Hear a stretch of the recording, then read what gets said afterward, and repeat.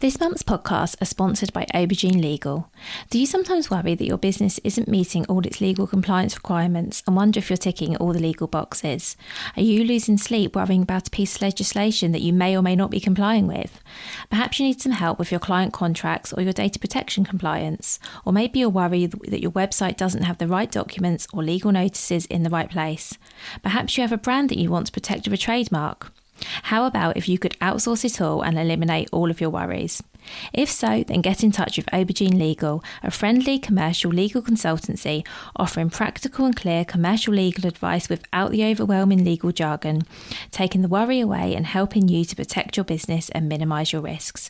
Aubergine offers a free 30-minute consultation if you have any questions or want to find out if they can help, and you can access this link and book your free 30-minute call via the link in the show notes. Welcome to the Bring Your Product Idea to Life podcast.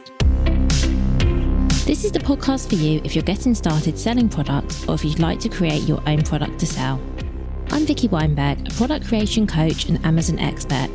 Every week, I share friendly, practical advice as well as inspirational stories from small businesses. Let's get started. Hello. Today on the podcast, I'm speaking to Rebecca Hilliard. Rebecca is an e-commerce expert with 12 years of experience working in the e-commerce industry for brands such as Jimmy Choo, French Connection, ME+EM and This Works. She now supports premium direct-to-consumer brands with their customer retention strategies to drive revenue, loyalty and business profitability. We had a really great conversation that focused on the importance of retaining customers versus always looking for new ones. You've probably been told that, you always have to be advertising and looking, for new people to buy from your brand. But what Rebecca teaches us is that actually there's so much value in retaining customers and turning them into repeat customers. I feel this was really fascinating, really interesting. And of course, it's something we all know, but how much attention do we pay to it? Rebecca has some great examples for all of us on ways that you can not just attract, but also retain customers and encourage them to buy from you again and again.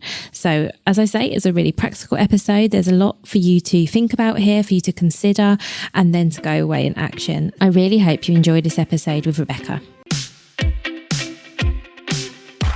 So hi, Rebecca. Thank you so much for being here. Hello. So can we start with you please give an introduction to yourself, your business, your background and what it is that you do? Sure. So I've been working in the e-commerce industry for 12 years now. I've worked with brands such as Topshop, French Connection, ME+EM, and more recently, This Works. I'm really passionate about the customer and great online experiences. So helping businesses with great products grow through loyalty is kind of my objective, if you like.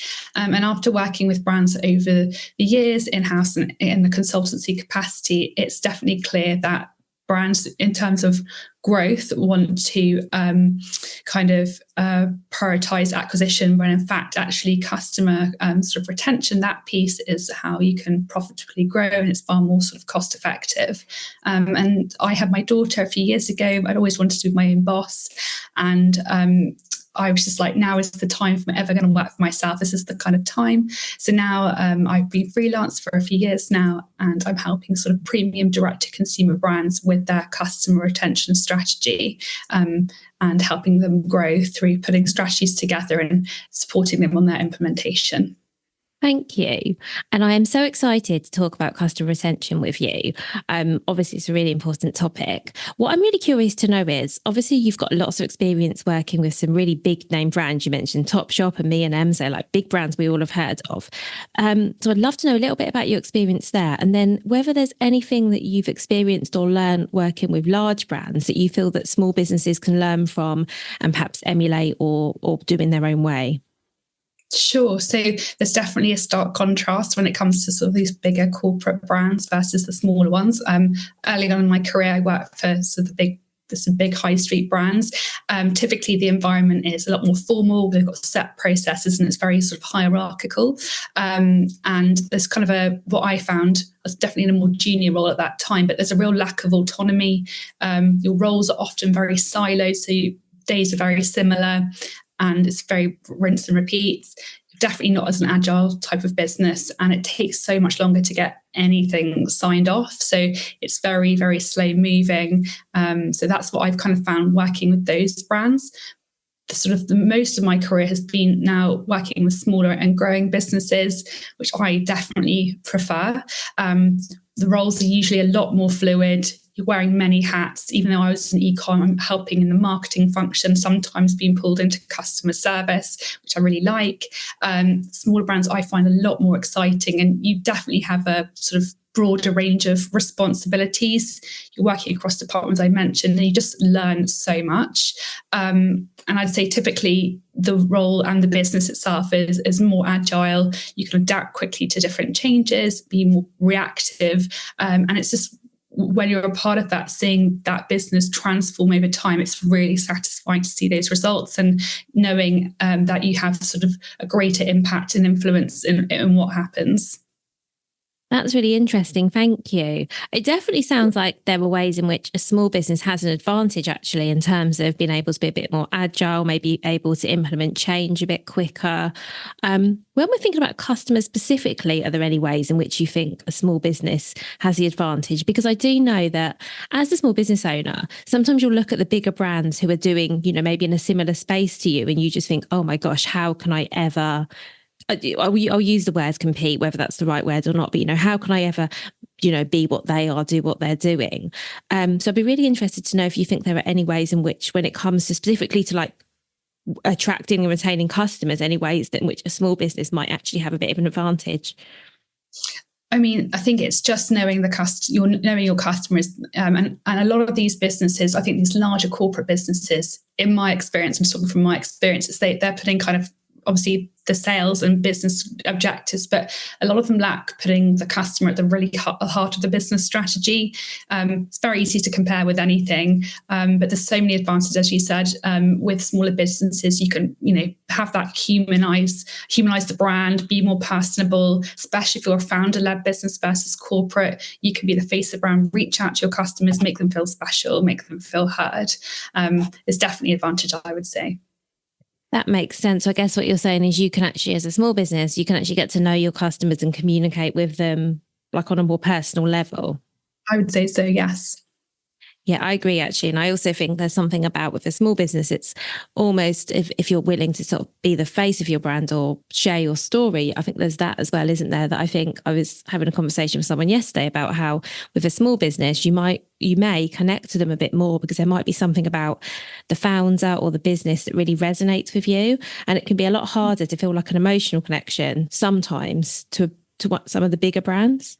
I agree with that brand. So I think what I know and what I've kind of learned is that having that emotional connection is so important. Like, there's so many brands you can shop for, and having that brand story, having those USPs and whatever your point of difference is, and then delivering on your promise, essentially, like the product you're selling works and you're delivering an amazing customer experience. People are going to want to buy into that and stay with you and stay loyal. Thank you. And before we talk more about like the customer experience and some of the practical things we can think about, what do we need? Because you mentioned earlier that it's important to know your customer. What kind of things is it useful to know about your customers as a starting point? Because I'm assuming before we go into implementation, it's a good idea to think about who our customers are. Yeah, definitely. So yes, as I said, I think before anything, know who they are, because if you don't, you're just making life really difficult for yourself. When you don't know your customers, who they are, what they like, how they like to shop with you, especially if you have in-store and online experience, for example, what they like and how they like to hear from you, their preferences, it just makes your task so impossible. How would you ever be able to deliver that experience? So knowing those kind of core pieces of information will make your marketing strategy and your retention loyalty strategy so much easier to build out. So from a small business perspective, you have a lot of things at your disposal. So your e-commerce platform, a lot of these businesses are on Shopify, great sort of analytics reporting in there to kind of understand how customers are shopping with you, how they're interacting with your website, and their sort of KPIs, for example. And you've got a free GA4, so analytics as well, which you integrate with your site, and so much value can come from those tools alone. And then you've got other sort of reporting tools, such as sort of slightly bigger brands, maybe with sort of bigger budget, like Hotjar. You can see heat maps, how people are interacting with your website. You can ask along the way, like how satisfied customers are with your experience. You've got sort of Triple Whale and Suite Analytics to really dig into what's happening. But usually, I'd say the key things to know about the customer is sort of their demographic, sort of gender, age, status, and kind of maybe like income, where they are, so what country, and even within the country where they are, buying habits, like their preferences, what channels they like to buy through. And so for Google, for example, you can really dig into the customer journey, what pages sort of they're engaging with, how they're interacting with you, and you can really optimize the different touch points there. And you can understand through analytics as well their pain points, like what are the barriers to purchase on your website. And sort of even, you're not categorically going to know why a customer doesn't come back without reaching out to them. So really asking for their feedback. And then you can understand sort of why they stay loyal with you, why they shop with elsewhere or with your competitors, and kind of understand their buying patterns in more detail. That's so useful. Thank you. And I think hopefully it's really reassuring for everyone to hear that you can find out a lot about your customer from the tools and things you're already using. I know, for example, on Shopify, you can see how someone found you as well, whether it's Google, whether it's Instagram, where people click through from. And I guess that kind of thing can really help you get a sense of who your customer is and where they're finding you. And then, as you said as well, there's obviously that benefit in reaching out to customers. I was having a conversation with someone yesterday who was talking about their returns rate and about how their returns rate was quite high. And I said, well, have you contacted those customers to ask why they're returning? And they said, oh, no, we just accept the return. And I'm not an expert in this at all. But even to me, I thought, well, actually, you're probably missing something there, because if you ask people why they're returning, it might just be they don't understand what the product is, or maybe there's something about when they get it, they don't know how to use it. It could be something so simple.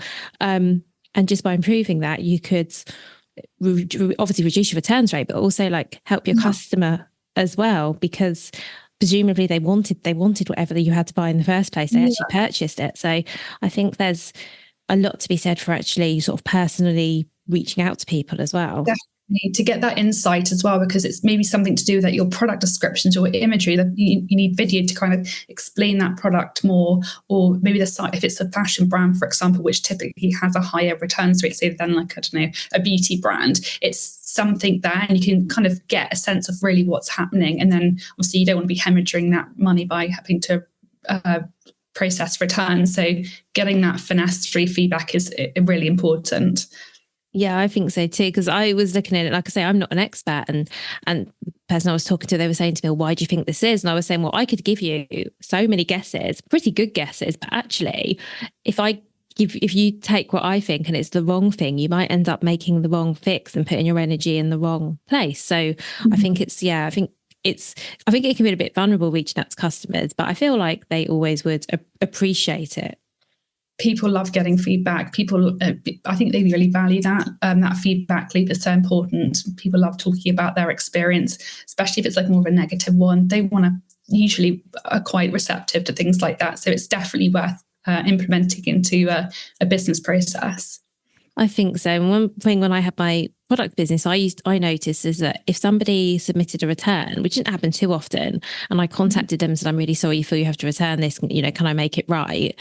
9 times out of 10, they then wouldn't leave a bad review. Not saying they would have left a bad review anyway, but something I really noticed is I got hardly any sort of negative reviews on the platforms I was selling on. And I do wonder, it could be, there might not be a correlation, but I also think there possibly could be. There probably is, because whilst for whatever reason, the product hasn't been what they've needed, or there's something hasn't sat right, you reaching out has made that experience more positive for them. And whatever it is, you've resolved it, or you've helped them to kind of get to the endpoint that they want to with that product. So I think there would definitely be a correlation there. Or maybe they also just want to vent as well. Sometimes when I look at reviews, I just think this person was just angry. There's that as well. This leads me on really nicely to my next question, which is, what are some other things that we can do to make our customers feel valued and give them a great experience of our brands? Sure. So I would say from an online perspective, everything needs to be seamless. So from pre-purchase, so your acquisition channels, so your paid media probably, and all the kind of channels which are driving to the website. On the website, it's a slick website. It's fast. The UX is amazing. Especially mobile experience. And then obviously back to the data piece, understanding who they are so you can tailor your communications and your on-site experience accordingly. So I'd say that's something which is really, really important. And then to kind of make them feel valued. So humanizing the brand, making it really personable, and just making everything slick, I would say. That makes sense. So just making sure that it's really easy for people to buy from you for your processes. That makes sense. Thank you. And what about when it comes to marketing our brands? Is there anything we can do there to help attract customers, retain customers? And well, this is probably this is a two-part question. My other part of this question is, what kind of marketing channels do we need to be when we talk about marketing, what kind of channels are we thinking about as well? Sure. So in terms of the data piece, the first step is just understanding what is going on. Smaller brands have that data, so they're really digging into kind of what's happening. And then you can make really informed decisions about, okay, what are my next steps based off what's happening on my website? So I'd say a great experience on the website in terms of optimizations, and making them feel valued and heard and feel special. So on-site experience, from adding everything to your products to the basket, all of that's really, really informative, high quality content, educational, blog post, landing page, that kind of thing. Even functionality like loyalty programs, or if you've got a product which is a perfect fit for subscriptions, that will be fantastic to kind of get people coming back. And sort of twofold, the data piece as well, like looking at who these customer groups are. You probably have a really small group of high spenders who generate proportionately a lot more than everyone else. Tell them they're your high spend, like they're the VIPs. Make them feel special, and reward them for shopping with you, whether it be a discount or a gift, a surprise in their parcel, for example, as well, or even a personalised letter from the founder. I've had a few of those in my shopping experience, and they just make things that much better. I guess from an email perspective, a lot of these small brands are on Shopify, so there's great integrations with things like Klaviyo for email and SMS. Having those automated flows set up in the background to reflect where you are in the shopping journey. So, welcome flow, first to second order, abandoned basket, all that kind of thing. And then you're able to kind of cross-sell them into complementary products or new products to get them to come back and shop. And you're then able on those channels as well to talk about your brand story, your USPs, why you are better in your eyes than your competitors. And you can be so hyper-targeted with the segment, giving them that relevant messaging. And I'd also say sort of the customer service channels via social media. A lot of people reach out, or email, phone, if you've got live chat, making everything really seamless and helpful there. And then with the social piece as well, organic social, that community brand building and engagement, and pulling them, sort of growing that community there and turning them into customers.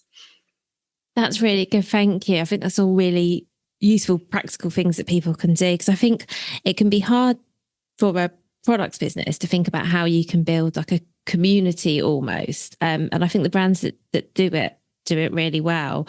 So I've seen examples, some examples I've seen is there's a brand, and I'm not going to name any brands, that has a Facebook group with customers where they get, this is what's the new products that are coming out, or here's a discount for being in the group and things like that. And I think things like that and making the customers feel like a connection with you are just so important. Yeah, there's if we're not naming brands, but there's a very good country lifestyle brand that's very famous, a UK based country brand, sort of country lifestyle brand, very well known, but they really leverage their social community. So Facebook generates a lot of revenue, those customers, because they have in-person events, webinars, they send exclusive discounts and activations out to these people, and it's a real moneymaker from what I understand. So it sounds like there's lots of things that you could be doing. It's just thinking what would suit you as a business or a founder and the amount of time you want to put in. Definitely.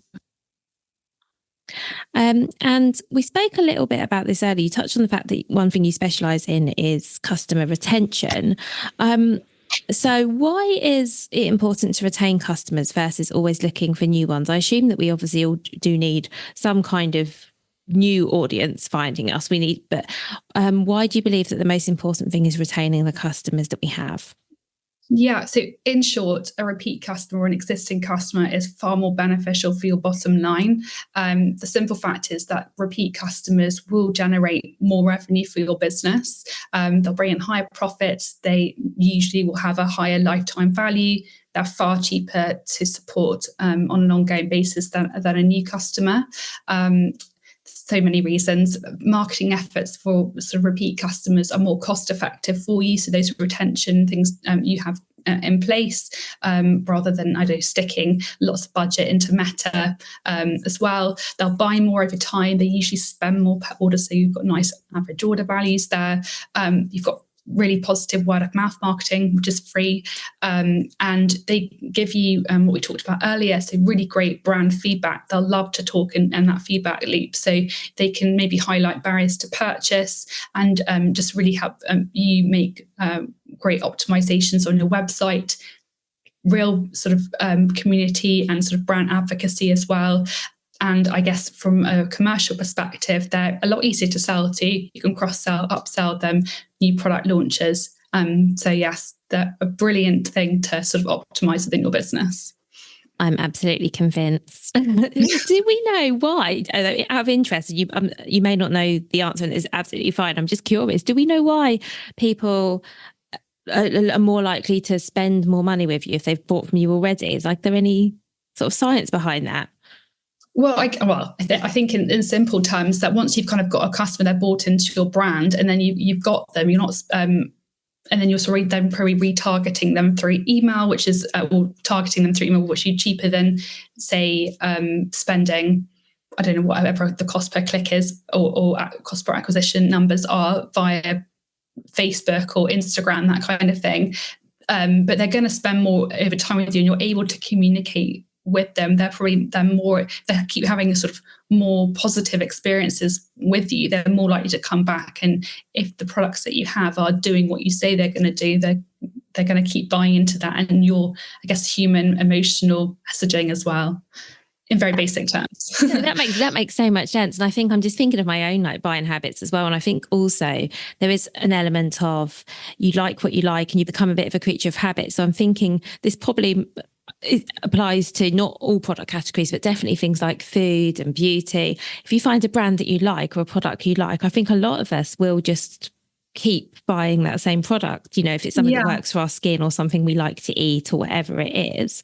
And definitely. I know that will apply to other products as well, but yeah, I guess there is that too. And then I think the brands that do it really well, I'm thinking that, there are brands that I've been loyal to for a long time. And when they launch a new product, I'm like, oh, this will be good because the thing I'm already using is good. And in very, very simple terms, I guess there's an element of that as well, that you start to trust that brand because the more good experiences you've had, the more you're like, oh, my next experience will be good as well because the last ones have been. Well, exactly. You say you've used a beauty example there. So, I would rather invest in a product I know that works. I don't have to faff about with returning it if it doesn't, rather than spending, I don't know, £50 on a moisturizer, taking a punt, or will it work, than something I know I already have. So there's definitely a lot to be said within what you said there.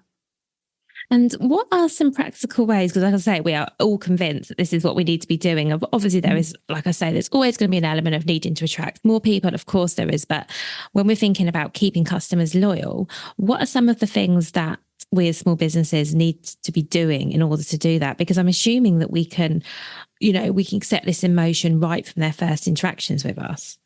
Definitely. There's so many things that can be done. So day in, day out now, I'm sort of helping brands to with their customer retention strategies to build that trust, to build that community engagement, to drive loyalty and repeat purchase, and ultimately to make more money and drive the revenue piece.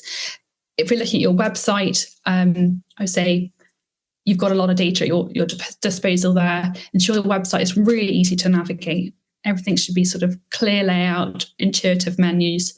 Search should work accordingly. Humanize your brand, so the brand storytelling, weaving your USPs throughout the pages on your website, and personalizing those sort of interactions with the customers there. I would say in terms of making the sort of online experience personalized as well. So giving those customers data-driven recommendations. So we know you've bought X, you should buy Y because it works really well together. We know you like this category, so maybe you might like this.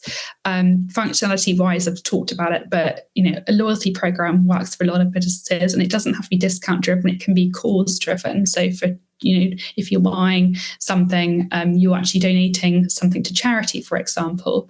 The subscriptions functionalities are fantastic to get that repeat purchase in as well. Content is king in my eyes. So creating really high quality content from your copy, imagery, video, educational sort of content about your product and your brand story. And I'd say on site as well, making customer service your priority. So live chat has been brilliant in helping people in real time with their problems. With email and SMS, I would say implementing those flows. If you've got Klaviyo, it's pretty straightforward to create different sort of journeys post-purchase and even pre-purchase, and to help people sort of navigate their way and come back and purchase again with you based on what they've shopped with you before, what they purchased with you before, and what they've looked at. And social, so creating conversations, getting those people to sort of buy into your brand versus the product. I would say the people who are doing it really well aren't selling products, they're selling the experience, the brand on their social channels, especially on Instagram. TikTok's, I think, a great sort of social channel, especially with its reach. There's so much opportunity. You see brands just really blowing up there because a lot of it's like founder and behind the scenes type content. But you're also able to do through that social and community building, like events, in-person brand experiences as well, to really build that advocacy. Thank you so much. I think you've given us so many great ideas there. So I guess it's all about thinking what works for you as a business and doing what you can to make your customer feel special and valued. I guess that's at the heart of all of this. Yeah, definitely. Thank you. Well, thank you so much for everything you shared, Rebecca. I've got one final question, if that's okay. And apologies in advance if this is a tough one. But what would your number one piece of advice be for a small business who wants to do what they can to make their customers feel special and loyal to them? That's a big question. I'd say in order to do anything, you need to know who your customer is. If you don't know who your customer is, you don't know how to speak to them, you don't know what channel to speak to them on. So I'd say at the very core of everything, the foundation, step one, knowing that data that we talked about earlier in this conversation is key. And then you can make really informed decisions about what channels you speak to them on, how you speak to them, and when to speak to them. That's brilliant advice. Thank you so much, Rebecca. Thank you. Thank you so much for listening right to the end of this episode. Do remember that you can get the full back catalogue and lots of free resources on my website, vickyweinberg.com. Please do remember to rate and review this episode if you've enjoyed it, and also share it with a friend who you think might find it useful. Thank you again, and see you next week.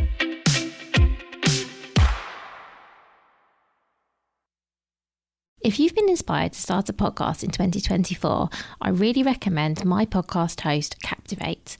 Captivate were my top pick when I started podcasting 4 years ago because of how easy it was for a complete novice like me to get started. I've stuck with them for the last 4 years because Captivate is still really simple to use. They keep adding great new features like the ability to share ads like these, and they've just been really reliable. So when you're ready to start your own podcast, you can use the link in the show notes and get a free 7-day trial with Captivate.